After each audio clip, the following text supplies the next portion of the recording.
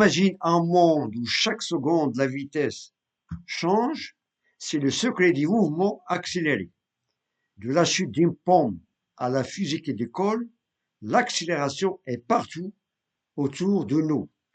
Dans cette vidéo, tu vas découvrir comment elle se mesure, pourquoi elle est si importante en physique et comment elle transforme un simple mouvement en une véritable aventure scientifique.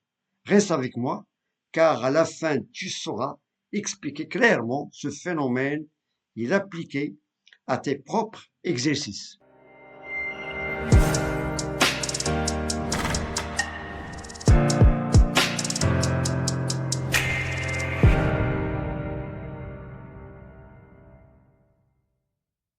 Donc l'énoncé, l'étude d'un mouvement accéléré, un motard est photographié toutes les 0,5 secondes. On constate que les distances parcourues entre deux positions successives augmentent régulièrement. Au total, entre M1 et M5, elle parcourt 70 mètres en 7 secondes.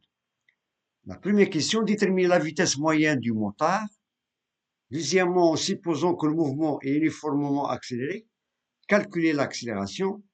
Troisièmement, donner l'expression de la vitesse en fonction du temps. Et la dernière question, question 4, calculer la vitesse instantanée au bout de 7 secondes. Donc, on va commencer par la première question, déterminer la vitesse moyenne du motard. Donc, l'expression dans ce cas de cette vitesse moyenne, on a ici, d'après ce schéma, on a la distance entre M1 et M15, on peut la symboliser avec petit d, et la durée du parcours, c'est la somme entre M1 et M2, M2, M3, etc. jusqu'à M15. Et on a ici la distance, dans ce cas, c'est 70 mètres, et on a l'intervalle, c'est-à-dire la durée entre M1 et M15, lorsqu'on trouve, on a 14 fois 0,5.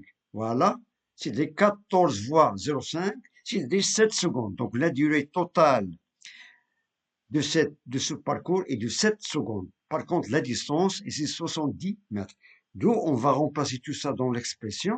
On a la vitesse moyenne est égale à 70 sur 7, c'est-à-dire qui est égale à 10 mètres par seconde. Ça, c'est la valeur de la vitesse moyenne. Donc, lorsqu'on va la convertir en kilomètres par heure, il suffit de la multiplier par 3,6 et on aura la vitesse moyenne en kilomètres par heure est égale à 36, c'est-à-dire 36 km par heure. Deuxième question. En supposant que le mouvement est uniformément accéléré, calculez l'accélération. Et on constate d'après ce schéma, on a ici les distances augmentent, on a la même durée entre les deux positions, c'est-à-dire 0,5. Et on a ici la distance totale, c'est 70 mètres. Donc, pour calculer l'accélération, étant donné que c'est un mouvement qui est uniformément accéléré, voilà. Donc, la formule du mouvement uniformément accéléré, c'est qui est sur la forme, on a x de t est égal à 1 demi de at au carré plus v0 de t plus x0. Étant donné qu'on a ici le motard, il fait le départ à l'instant t égale à 0, c'est-à-dire x0 est égal à 0, avec une vitesse initiale qui est égale à 0, voilà. On a la vitesse à l'instant t égale à 0, c'est égal à 0, d'où on a l'expression ou bien le mouvement, la formule du mouvement uniformément accéléré, c'est qui sur la forme x de t est égal à 1 demi de at au carré. A, c'est l'accélération et t, c'est le temps. Bien. Donc, dans ce cas, on va calculer l'accélération.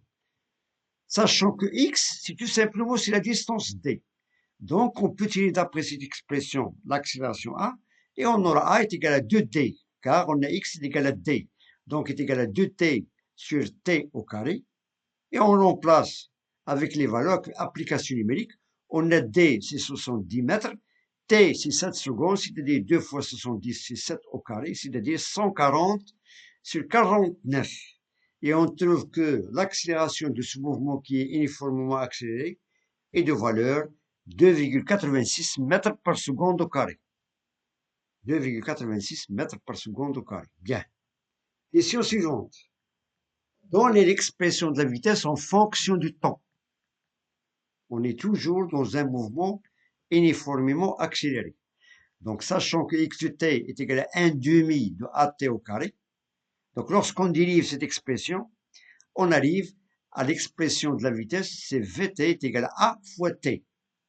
Avec a, c'est déjà calculé, c'est 2,86, et on trouve que l'expression de la vitesse en fonction du temps, c'est qui est sous la forme de 86 fois t. Ça, c'est l'expression de la vitesse horaire en fonction du temps.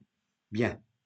Il nous reste maintenant la dernière question de calculer la vitesse instantanée au bout de 7 secondes.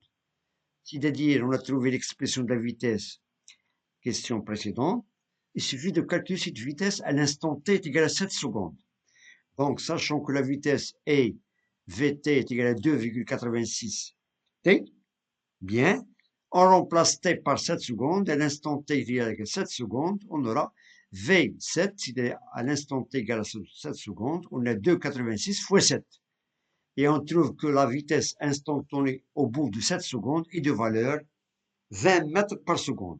20 mètres par seconde. Et si vous voulez, on peut donner cette valeur en kilomètres par heure. Il suffit de la multiplier par 3,6. Bien. Et on trouve cette vitesse est de valeur à l'instant t est égal à 7 secondes et de valeur 72 km par heure. Bien. Ça, c'est la réponse de la dernière question, question 4. Donc, je vous remercie de votre attention. Bon courage et à très bientôt.